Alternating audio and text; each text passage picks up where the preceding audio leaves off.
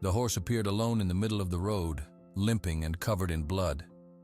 Behind him, lying in the dust, was a wounded Apache woman, ignored by everyone. When she opened her eyes and recognized who had truly saved her, her hands began to tremble. And when they understood what that horse represented, everyone fell into absolute silence. Subscribe to the channel, leave your like and comment from which part of the world you're watching, because now I'm going to tell you everything. The engine of the old truck rattled, a tired sound that matched the man driving it. Samuel Walker squinted through the windshield at the empty road ahead. The Arizona heat made the air shimmer. Another day, he said to no one.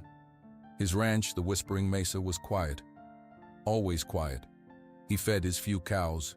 He fixed a broken hinge on the gate. He made lunch for one. The silence was a heavy thing, like a coat he could not take off. Late in the afternoon, he got in his truck to drive toward the town of Show Low. He needed a part for the pump. The road near the Fort Apache reservation was dusty and straight. The sun was a white-hot coin in the sky. Then he saw it.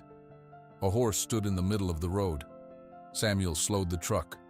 He stopped about 20 feet away. The horse did not move. It was a beautiful brown color, with a wide white mark on its face.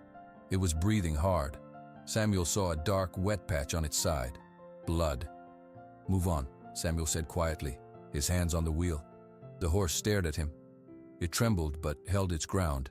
It would not go. Samuel sighed. He opened his door and stepped out into the heat. The horse watched him. Samuel took a few steps closer.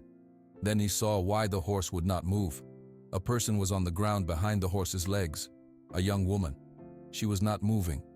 Her clothes were torn. One of her legs was bent in a way that was not right.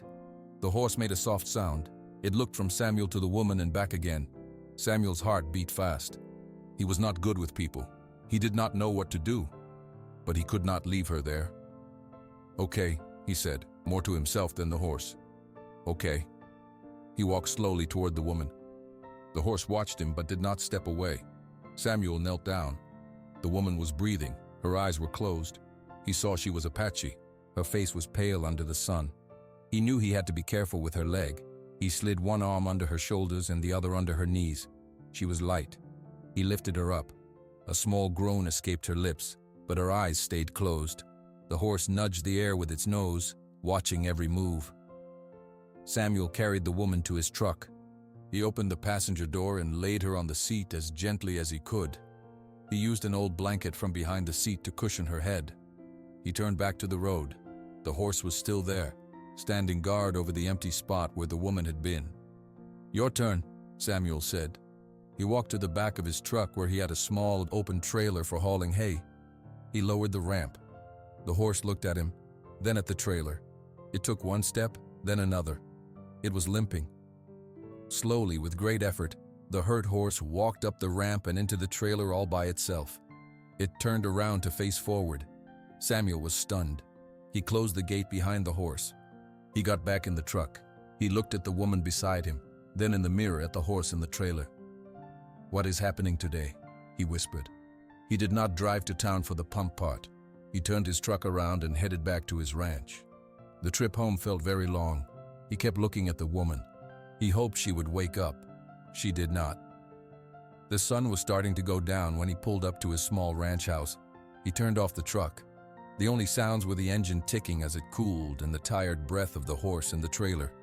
Samuel sat for a moment. His quiet life was over. He knew it. He took off his glasses and cleaned them 3 times with the edge of his shirt. Then he got out. He had work to do. He had to get the woman inside. He had to tend to the horse. He was alone, but for the first time in many years he was not lonely. He was scared. He opened the passenger door and looked at the young woman. Her braided black hair was dusty from the road. "Let's get you inside," he said. His voice was rough from lack of use. He carried her toward the house, the injured horse watching his every step from the trailer. The inside of the house was dark and cool. Samuel laid the woman on his own bed. He stood there for a minute, unsure. He had not had another person in this room for more than 15 years. He went back outside. The horse was still in the trailer, its head low. Samuel lowered the ramp. "Come on," he said. The horse lifted its head. It walked down the ramp slowly, favoring its hurt side. Samuel led it to a small stall in his old barn. He put fresh water and hay inside. The horse walked in and went straight to the water, drinking for a long time. Samuel found an old clean cloth and a bucket of water. He stepped into the stall. The horse watched him but did not move away. Gently, Samuel wiped the dried blood from the cut on its flank. It was a long scrape, but not too deep. He cleaned it carefully. The horse stood very still. "Good girl," Samuel whispered. He did not know if it was a girl. It just felt right. Back in the house, the woman had not moved. Samuel boiled some water on his stove.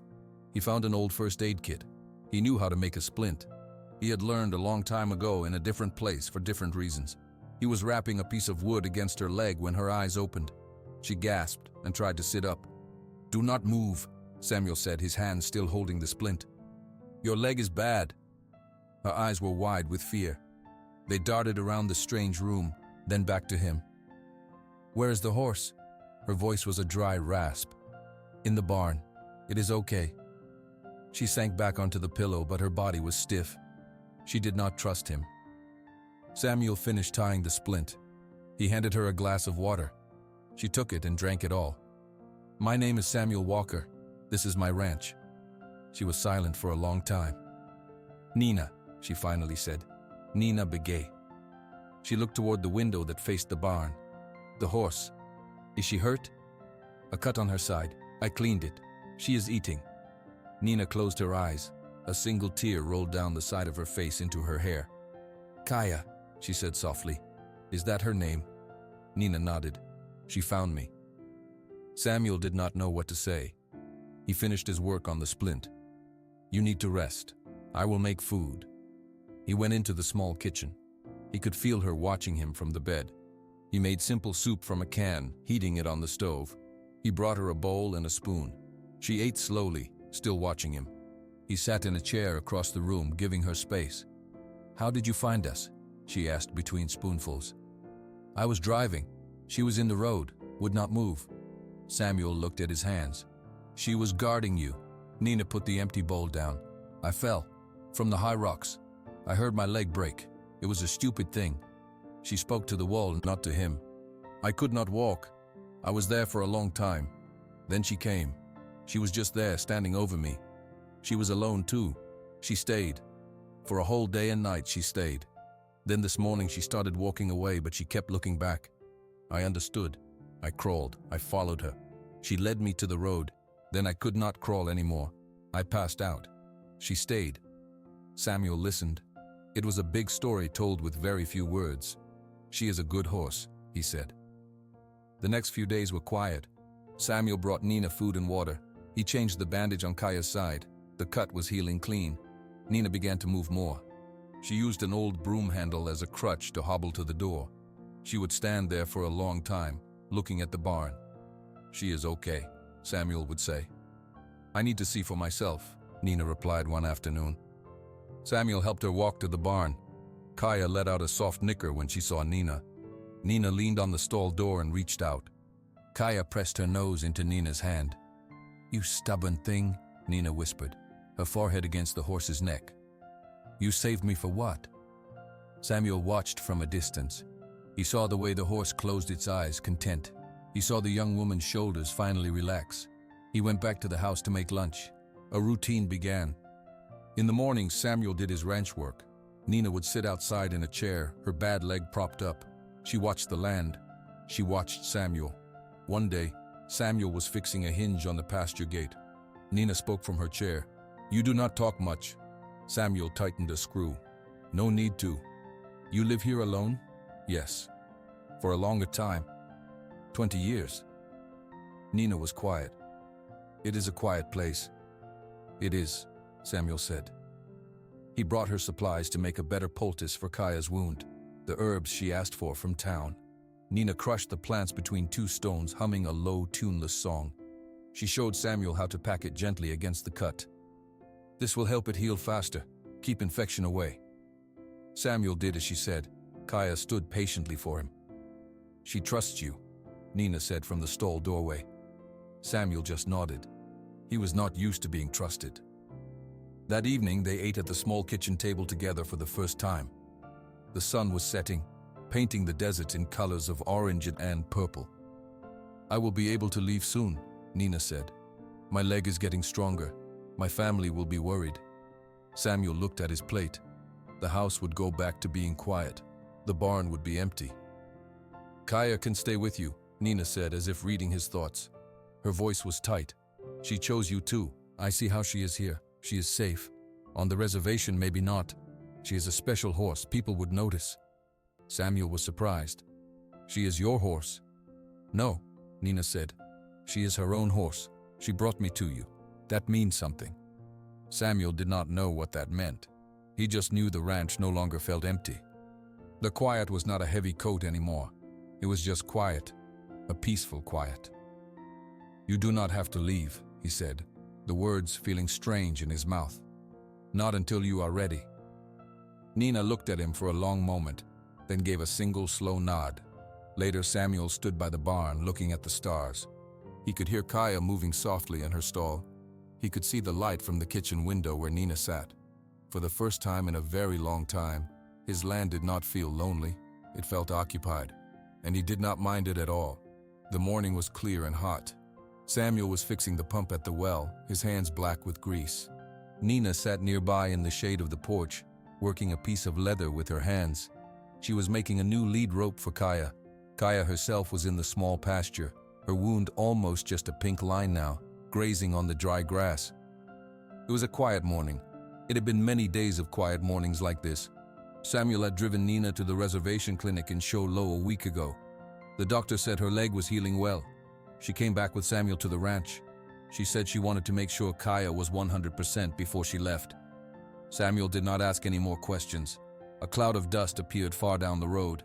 "Someone is coming," Nina said, her eyes sharp. Samuel looked up. Not many people came down his road. The mail truck came once a week. The man from the feed store, Ray, came sometimes. This was a different dust cloud. It was bigger.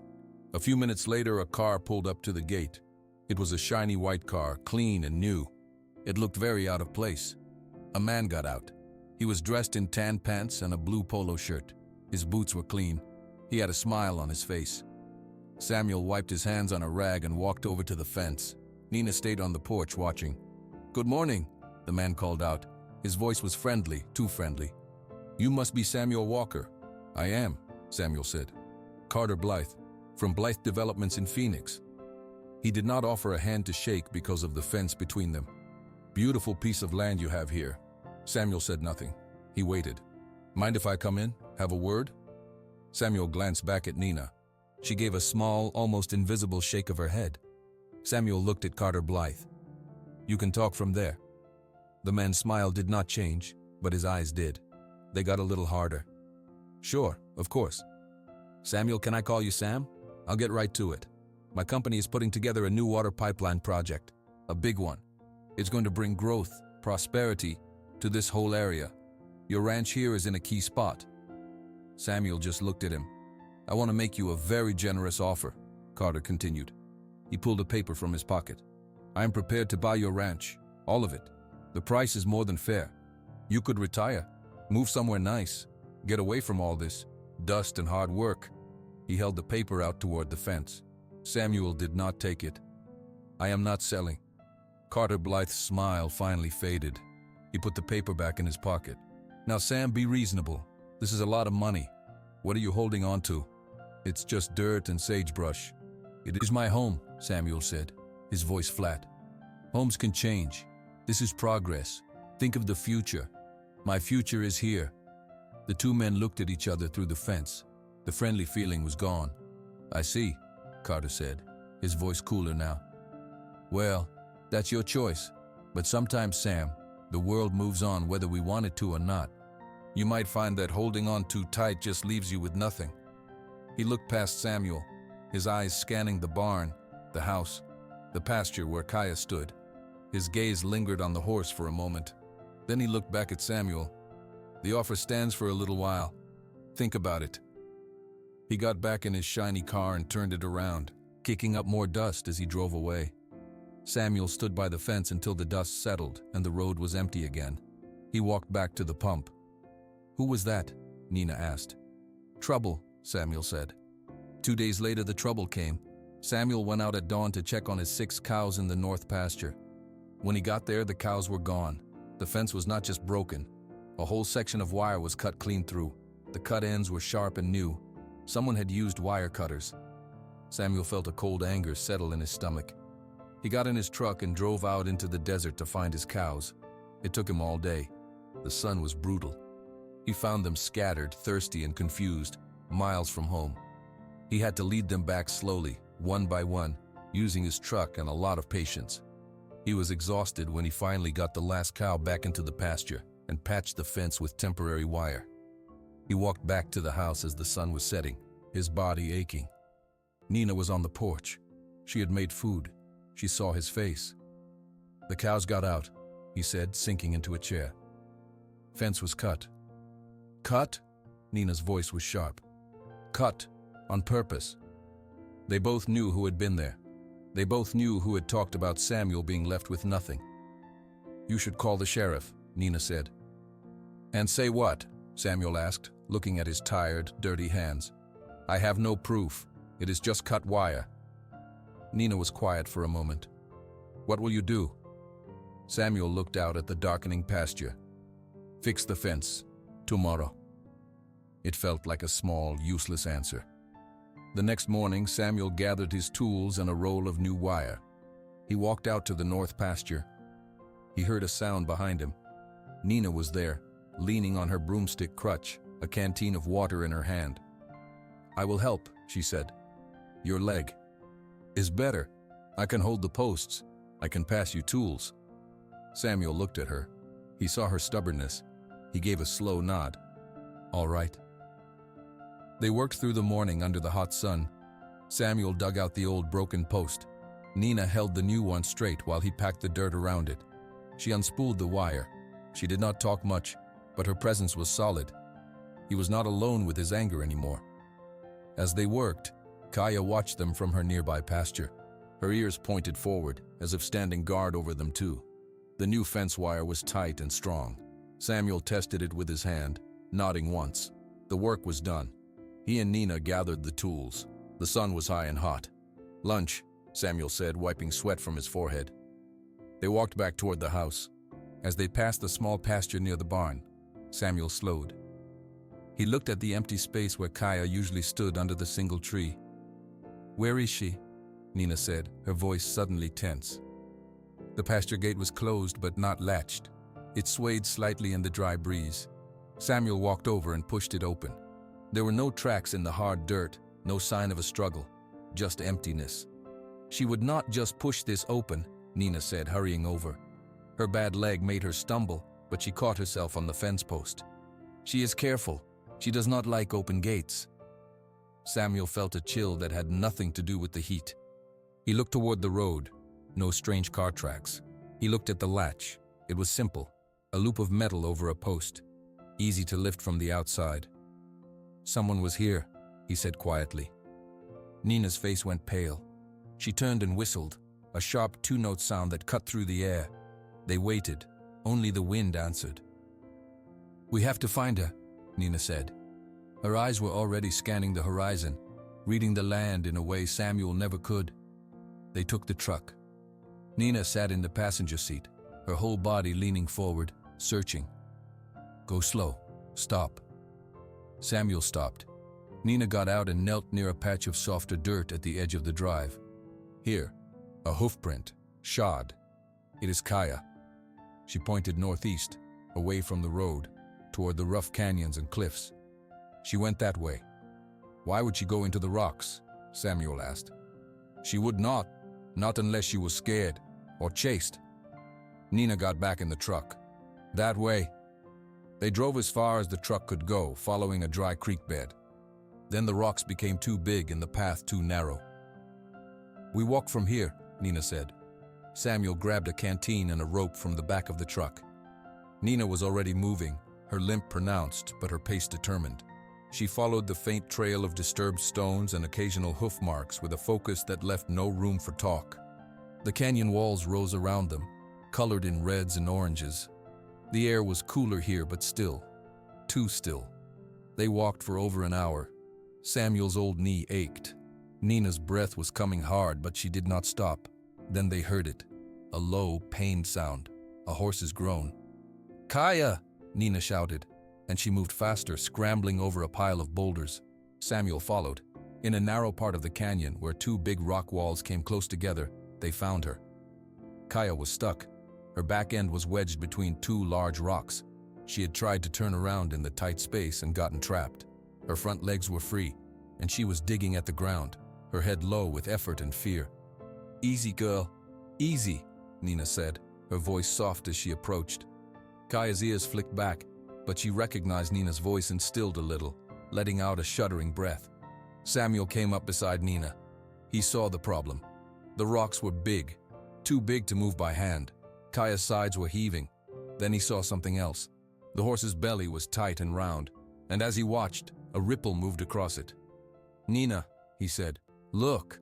Nina's eyes widened. "She is in labor. The foal is coming, now." Panic flashed across her face, then was replaced by a hard calm. "We have to get her free. She cannot have the baby here. She is stuck." Samuel looked at the rocks. He had no tools, no jack, no chains, just his hands and a rope. He saw a way. One of the rocks was leaning against the other. If they could shift it just a little, maybe Kaya could back out. "We need to move this one," he said, pointing to the smaller of the two big rocks. "Use the rope as a pull. You guide her when she is free." Nina nodded. She went to Kaya's head, speaking in a low, steady mix of English and words Samuel did not know. She took hold of Kaya's halter. Samuel looped the rope around the rock. He braced his feet against the canyon wall and pulled. The rope bit into his hands. The rock did not move. He pulled harder, his back straining. A small groan came from the stone and it shifted an inch. Grit and sand poured down. "Again," Nina urged. Samuel pulled with everything he had. His muscles burned. The rock shifted again, another inch, then two. The space between the rocks widened. "Kaya now, back," Nina said, tugging gently on the halter. Kaya seemed to understand. She braced her front legs and pushed backward. Her hindquarters scraped against the rock. She let out a sharp, pained sound but kept moving. With one more heave from Samuel and one more pull from Nina, she came free, stumbling back into the open part of the canyon. She stood there, trembling, her sides working like a bellows. Nina ran her hands over the horse's legs, checking for breaks. She was okay. Then Nina froze. Her hand was on Kaya's hip, high up under the dirt and sweat. "Samuel." Samuel walked over, his breath ragged. Nina wiped the spot with her palm. There, branded into Kaya's skin, was a mark. It was not a ranch brand he knew. It was a clean, sharp symbol, a letter B inside a circle. Samuel had seen that symbol before. He saw it in his mind, clean and white at the top of a business card held by a man in a clean polo shirt. "Blythe," he whispered. The horse was not just lost, she was stolen property, and Carter Blythe knew she was here. The brand on Kaya's skin was like a dark accusation in the fading light. Samuel and Nina stared at it. The pieces clicked together in Samuel's mind, the way Carter Blythe had looked at the horse, the cut fence, the open gate. He did not just want the land, Samuel said, his voice hard. He wanted her back. Before Nina could answer, Kaya groaned, a deep, shuddering groan. She walked a few stiff steps away from them and then lowered herself to the ground. Her breathing was fast and loud in the quiet canyon. "It is time," Nina said, all other thoughts forgotten. "The baby is coming now. She cannot walk back." Samuel looked at the sky. The sun was almost gone. The canyon was getting dark. "We need light, a fire." "Quickly," Nina said, already kneeling by Kaya's head, stroking her neck. "She is scared." Samuel gathered dry brush and small pieces of wood from the canyon floor. He used his matches to start a small fire. The flames grew, pushing back the deep blue shadows of the night. The light danced on the red rock walls. Kaya lay on her side. Her body was tense. Nina hummed that low, tuneless song, her hand steady on Kaya's sweat-damp coat. "What do we do?" Samuel asked. He knew about cows, but this was different. "We let her work. We just be here," Nina said. "Sometimes that is all you can do." So they waited. The fire crackled. The stars came out one by one until the strip of sky above the canyon was filled with them. Samuel added more wood to the fire. The world shrank to the circle of light, the laboring horse and the two of them. Kaya strained. Time seemed to stop. Samuel found himself holding his breath. Then he saw something, a small hoof, then a nose, wrapped in a thin, wet sack. Kaya pushed again. "There," Nina whispered, her eyes wide and reflecting the firelight. Samuel had never seen anything like it. It was messy and hard and real. With one more effort from Kaya, the small, wet bundle slid onto the sand. For a second, nothing moved. Then the foal twitched. Kaya lifted her head and made a soft, rumbling sound. She turned and began to lick her baby with strong, quick strokes. The thin sack came away. The foal was a dark, damp brown, a miniature of its mother but with legs that looked too long for its body. Samuel realized he had been kneeling, frozen. He sat back in the sand. He looked at Nina. There were tears on her cheeks, but she was smiling. It was the first real smile he had seen from her, and it changed her whole face. The foal shook its head. It tried to push its front legs under itself.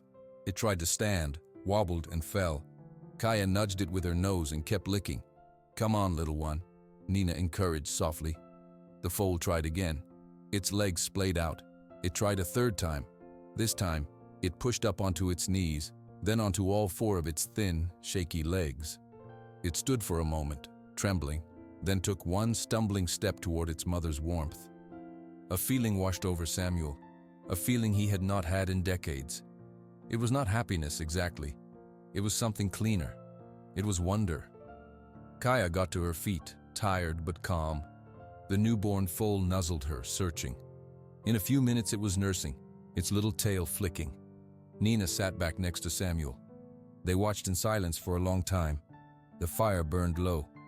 "New life," Nina said, her voice full of awe. "In this hard place." Samuel nodded.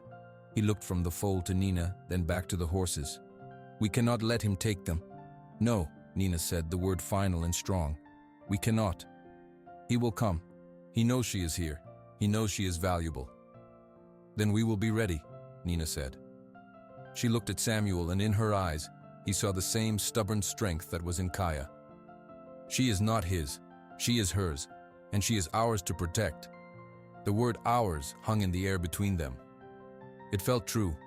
Samuel looked at the little family in the firelight, the tired mother, the wobbly baby, the young woman who had fought to stay, and himself, the old man who thought he wanted to be alone. He did not feel alone anymore. He felt needed. He had something to fight for. It was a terrifying feeling, but it was also good. "We should rest," Samuel said. "Tomorrow we get them home." They took turns sleeping by the fire, one always awake to watch over Kaya and her newborn foal. Samuel sat for his watch, listening to the soft sounds of the horses and Nina's steady breathing. He watched the foal sleep curled in the sand, safe under its mother's watchful head. The night was cold, but the fire was warm. For the first time in 20 years, Samuel Walker did not feel the chill of the desert or the deeper chill of his own solitude. The land was still hard, but it no longer felt empty. It felt full of possibility. The full light of morning found them walking back. The journey was slow.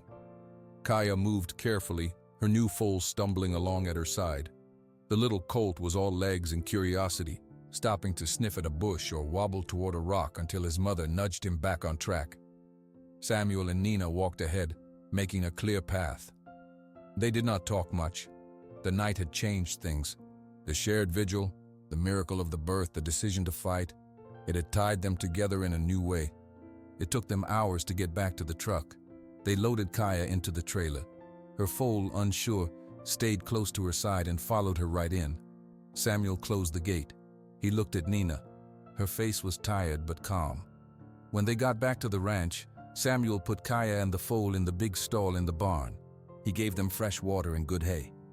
The foal nursed, then fell asleep in the soft straw. Samuel went into the house. He came out with Carter Blythe's business card, the one he had left tucked in the fence post days ago. He held it next to the brand on Kaya's hip. The symbol was the same, a perfect match. "Proof," Nina said, standing in the stall doorway. Samuel nodded. He took a deep breath and went to the old phone on the wall in his kitchen. He dialed the number for the sheriff's office in Show Low. A woman answered. "Sheriff's office?" "I need to speak with Sheriff Daniels," Samuel said. After a moment, a man's voice came on the line. "Dan Daniels." "Sheriff, this is Samuel Walker, out at the Whispering Mesa Ranch. I have a situation. I have a stolen horse here. I have proof of who stole her." "Stolen horse?" the sheriff said. "Okay, slow down, Sam. Who's the owner?" "A man named Carter Blythe, from Phoenix. He was here trying to buy my land. The horse has his brand on her. She was taken from my pasture last night. We found her deep in the canyon. She had her foal out there." There was a pause on the other end of the line. "Carter Blythe, the developer? That's a serious accusation, Sam. You're sure about the brand?" "I have his business card in my hand. The brand is the same. The horse is in my barn right now with her newborn." "All right," Sheriff Daniels said. His voice was careful. "I know Blythe by reputation. I'll need to come out and see this for myself. I have to check some things on my end first. I'll be out your way tomorrow morning. Don't do anything with that horse. Just keep her there." "We will," Samuel said. He hung up the phone. Nina was listening from the kitchen table. "Tomorrow morning?" "He said he has to check things first." Nina frowned. "That is a long time. Blythe knows she is gone. He will know we found her." Samuel knew she was right. The day felt too long. They took turns watching the barn from the house. The afternoon sun was hot and quiet. Too quiet. Just before sundown, the dust cloud appeared. This time it was a big black pickup truck pulling an empty horse trailer. It did not drive like Carter Blythe's car. It drove fast and purposefully. The truck pulled right up to the barn and stopped. A man got out. He was big, with a thick neck and a worn hat. He was not smiling. This was not Carter Blythe. Samuel walked out of the house. Nina followed him, staying close to his side. The big man looked at Samuel. "You Walker?" "I am. Name's Dale. I work for Mr. Blythe. We're here for the mare, the bay with the blaze. Load her up." He gestured with his thumb toward the horse trailer. "The horse is not leaving," Samuel said. His voice was quiet but clear. Dale's face darkened. "Mister, I have my instructions. That mare is Mr. Blythe's property. She wandered off from a job site. We're taking her back. Now step aside." Samuel did not step aside. He stood between Dale and the barn door. Nina stepped up so she was standing right beside him. "The horse was stolen," Nina said, her voice cutting through the evening air. "She has your boss's brand on her. We know it. The sheriff knows it. He is coming tomorrow." Dale blinked. He looked from Nina to Samuel. He had not expected a fight. He had expected to push past one old man. "I don't know anything about a brand," Dale said, but his voice was less sure. "I just know the boss wants his horse, and I'm here to get her." "You are not taking her," Samuel said. He felt a strange calm. He was not scared of this big man. He was only sure of one thing. That horse and her baby were not leaving his land. "Get off my property." Dale stared at them. He saw the determination in Samuel's eyes. He saw the fierce protectiveness in Nina's. He looked at the barn door, then back at his empty trailer. His job was to get a horse, not have a fight with two stubborn people who had called the sheriff. He spat on the ground. "This isn't over," he muttered, but he turned around. He got back into his big truck, turned it around in a cloud of dust, and drove away, the empty horse trailer bouncing behind him. Samuel and Nina watched until the dust settled. The silence returned, but it was a different kind of silence. It was the quiet after a storm that had just been turned away. They had won this moment, but they both knew Dale was right about one thing. It was not over. The dust from Dale's truck settled back onto the road. Samuel and Nina stood together in the quiet yard. "He will tell Blythe," Nina said. "Yes," Samuel replied. He looked at the barn. "We stay close tonight." They did not sleep much. Samuel sat on the porch with a rifle across his knees, not because he thought he would use it, but because it made him feel ready. Nina moved between the house and the barn, checking on Kaya and the foal every hour. The night was long and full of small sounds. When the sun came up, it brought a different kind of tension, the waiting. Sheriff Daniels' county car pulled up around mid-morning. He was a man with a kind, tired face and a solid way of moving. He tipped his hat to Nina as he walked up. "Sam, Nina," he said. "All right, let's see this horse." They led him to the barn. Kaya was standing in the stall, the foal asleep at her feet. She watched the sheriff with careful eyes but did not shy away. "That's a fine mare," Sheriff Daniels said. "And a new baby. You said there's a brand?" "Here," Nina said. She pointed to Kaya's hip. She had cleaned the area so the mark was clear. The sheriff leaned in. He took a small notebook from his pocket and flipped it open. He had Carter Blythe's business card tucked inside. He held it up next to the brand. He let out a low whistle. "That's it, no doubt." He looked at Samuel. "You said she was taken from your pasture?" "The gate was open. She was gone. We found her stuck in a canyon miles from here. That is when we saw the brand." The sheriff nodded, writing in his notebook. "And Blythe was here offering to buy your place?" "He was. When I said no, my fence was cut and my cows got out. Then the horse went missing." "I heard about some trouble out here," the sheriff said, his mouth a thin line. "Didn't have proof to connect it then." He looked at the foal. "And this little one was born out in the canyon?" "Yes," Nina said. "Last night." Sheriff Daniels closed his notebook. "Well, this changes things. A branded animal is property. Taking her from your fenced land is theft. The fact that she's a broodmare with a new foal, that makes it more serious. I'll need to contact Mr. Blythe. He'll have some explaining to do." "What about the horses?" Samuel asked. "He will try to take them." "The horses stay right here as evidence," the sheriff said firmly. "They are in your care, Sam, but they are part of an investigation now. If Blythe or any of his men set foot on your property, you call me right away. That's trespassing and interference. Understand?" "We understand," Nina said. "Good." Sheriff Daniels put his hat back on. "I'm gonna drive into town and start making calls. You two sit tight. You did the right thing." They watched the sheriff's car disappear down the road. A feeling of relief washed over Samuel. It was a fragile feeling, but it was there. "He believed us," Nina said. "He saw the truth," Samuel said. He looked at her. "You were strong when you showed him the brand. Your voice did not shake." "I was scared," Nina admitted, "but I was angry too. That helps." They spent the day in a better kind of a quiet. The fear was not gone, but it was smaller. They fixed a proper stall for the foal, with lower walls so he could see his mother. Samuel checked all the fence lines. Nina worked in the small garden, her movements smooth and sure. As the afternoon began to fade, Samuel walked to the west fence line to check the water trough. He looked out across the vast, dry land toward the distant mountains. He saw it then, a smudge on the horizon. Not dust. It was too dark, too thick. It bloomed upward, like a dark stain spreading in the blue sky. Smoke. A lot of smoke. He stood very still, his hand on the fence post. The wind was blowing from the west, toward the ranch. He turned and walked quickly back to the house. Nina was coming out of the barn. "Samuel, what is wrong?" He pointed west. Nina's eyes followed his finger. Her face went still. "Wildfire," she said, the word flat and heavy. They both knew what it meant. The land was tinder dry, the wind was right, and the only thing between that smoke and the Whispering Mesa Ranch was miles of empty, burning desert. "Get the truck," Samuel said, his voice urgent. "Get the big trailer hooked up now." They moved fast. Nina ran to the barn to throw open the stall doors. Samuel backed his truck up to the large horse trailer. His hands fumbled with the hitch, the metal hot from the sun. He connected it, tested the chains. The smoke was rising higher now. They could not see flames, but the dark plume was spreading, eating the blue sky. Nina led Kaya out first. The mare was nervous, her head high, smelling the air. Her foal stayed close to her side. Nina did not try to put a halter on the foal. She just guided Kaya, and the baby followed. Samuel held the trailer door open. Kaya walked right in, the foal scrambling in behind her. Samuel's other horse, an old gelding named Ben, was harder. He was dancing in fear, his eyes white.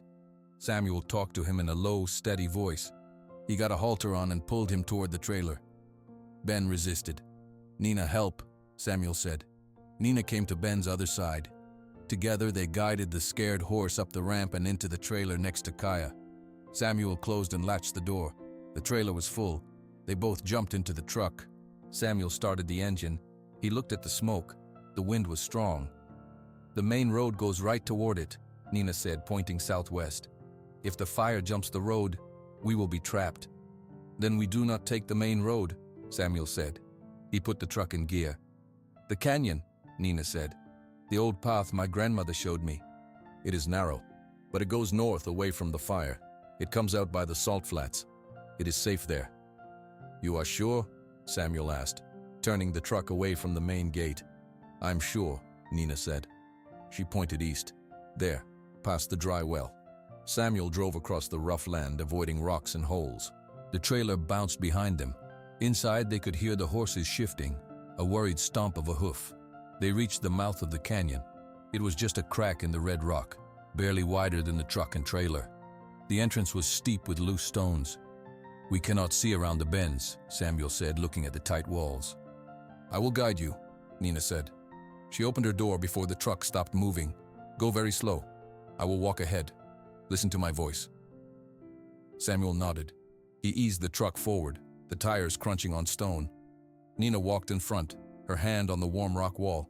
She would look ahead, then turn and motion to Samuel, a little to the left, straight, a little to the right. "Slow, slow," she called out. "Big rock on your right side." Samuel turned the wheel carefully. The side mirror on the passenger side scraped against the canyon wall with a terrible screech. He did not stop. They crept deeper into the canyon. The world became a strip of dusty red rock and a narrow strip of sky above them. The air changed. It became hotter, and it carried a new smell, the sharp, terrible smell of smoke. Samuel looked in his rearview mirror. Behind them, at the canyon entrance they had just come through, the light was turning an ugly orange. A wave of gray smoke rolled over the top of the cliff like a dirty waterfall. "The fire is at the ranch," he said, his stomach dropping. Nina looked back. Her face was set. "Keep moving. We cannot stop." They went forward. The canyon twisted. Sometimes it was so tight Samuel was sure the trailer would get stuck. But Nina found the way. Her voice was calm, calling out directions. The sound started then, a low roar, like a train far away. The air became thick and hard to breathe. Ash, light as snow but black, began to fall around them. It landed on the windshield. Samuel turned on the wipers. They smeared the ash into dark streaks. It became harder to see Nina walking ahead in the smoky haze. "Just a little farther," Nina shouted over the growing roar. "The canyon widens up ahead." The horses in the trailer were kicking now. They could smell the fire. They could feel the heat. Samuel could feel it too, blowing into the cab of the truck. A baking, dry heat. He kept his eyes on Nina's back, on her waving hand, and he kept the truck moving forward, one slow foot at a time, deeper into the narrow, rocky throat of the canyon. The roar of the fire filled the canyon. Ash fell like black rain. Samuel squinted through the smeared windshield. He could barely see Nina ahead, a shadow in the gray smoke. "Right!" her voice screamed over the noise. "Turn your wheels right now!" Samuel jerked the steering wheel. The truck's front tire bounced over a rock. The whole trailer swayed. A panicked whinny came from inside. "Straight now," Nina coughed, waving him forward. The heat was a physical wall. It pressed through the truck's windows. Samuel could see an orange glow reflecting off the canyon walls behind them. The fire was in the canyon now. It was following them. "Faster, Samuel!" Nina yelled. She was running now, looking back at the approaching light. Samuel pressed the gas pedal. The truck lurched forward. The trailer scraped against the rock wall with a scream of metal. He didn't let off. Suddenly, the narrow rock walls on either side just fell away. The truck burst out of the canyon mouth onto flat, open land. Nina stumbled out into the clear space ahead. Samuel drove another 100 yards and then slammed on the brakes. He turned off the engine. The silence was shocking, broken only by the distant roar and the frantic pounding of hooves in the trailer. He and Nina ran to the back. They threw open the trailer doors. Smoke poured out. Ben, the old gelding, came out first, wild-eyed and snorting. He bolted a short distance away and stood shaking. Then Kaya appeared, her coat dark with sweat. She nudged her foal down the ramp.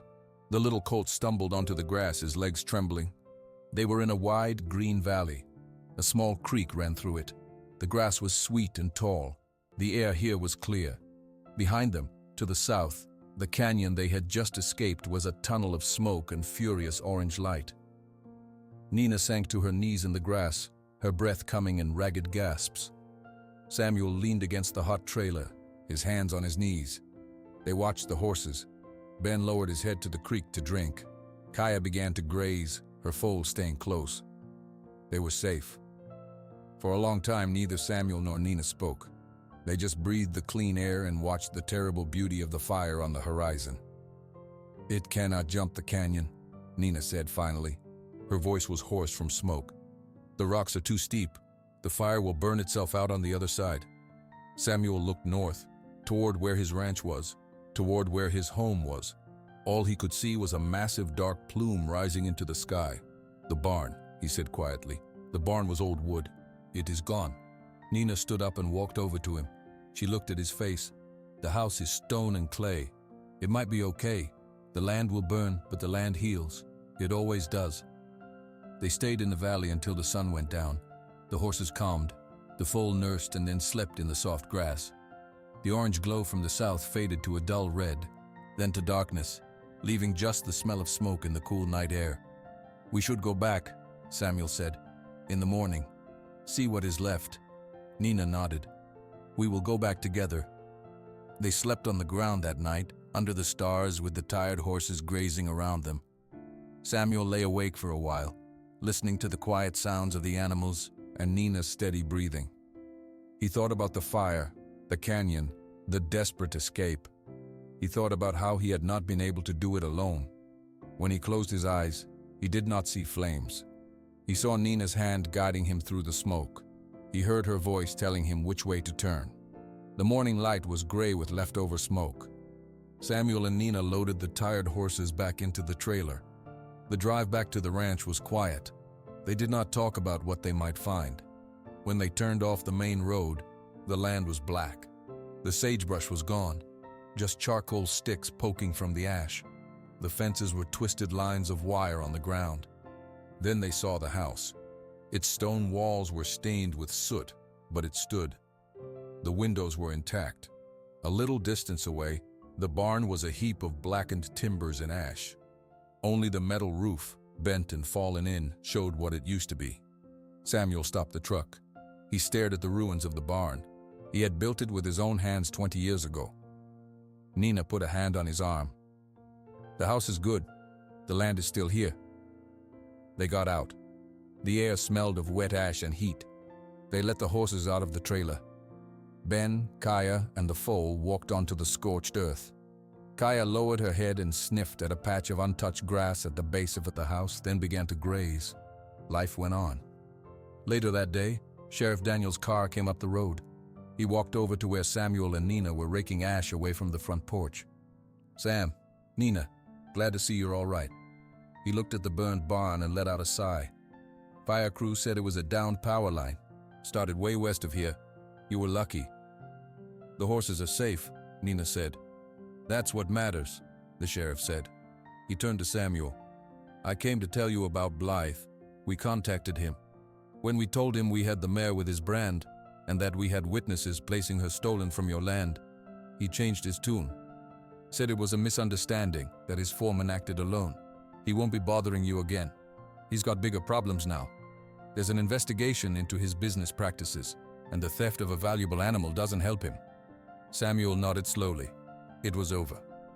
"You rebuilding the barn?" the sheriff asked. "Yes," Samuel said. Then he paused. "But not the same one." After the sheriff left, Samuel and Nina worked through the afternoon. They cleared the worst of the debris. They made sure the horses had water and a safe place to rest. They were tired, but it was a good tired. As the sun began to set, they sat on the porch steps.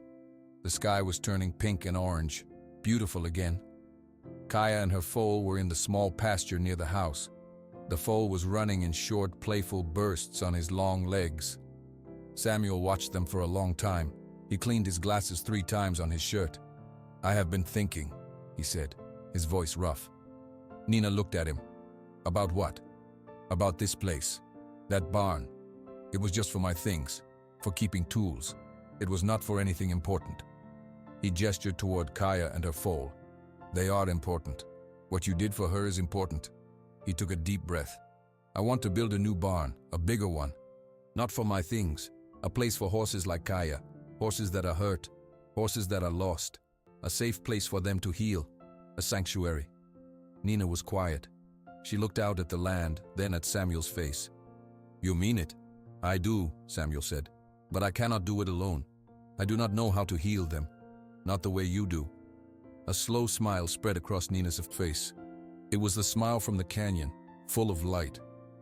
I want to help. I can use the plants. I know how to care for them. We can build it together. Samuel felt a weight lift from his chest, a weight he had carried for 20 years. You have a home here, Nina, for as long as you want. I know, she said. I am home. They sat in silence as the stars came out. The foal curled up to sleep, pressed against his mother's side. The burned land around them was already beginning its slow journey back to green. Samuel was not lonely anymore. Nina was not lost. They had a family, made not from blood, but from trust, and a horse that had refused to move from the middle of a desert road. They had a future to build together on the healing land,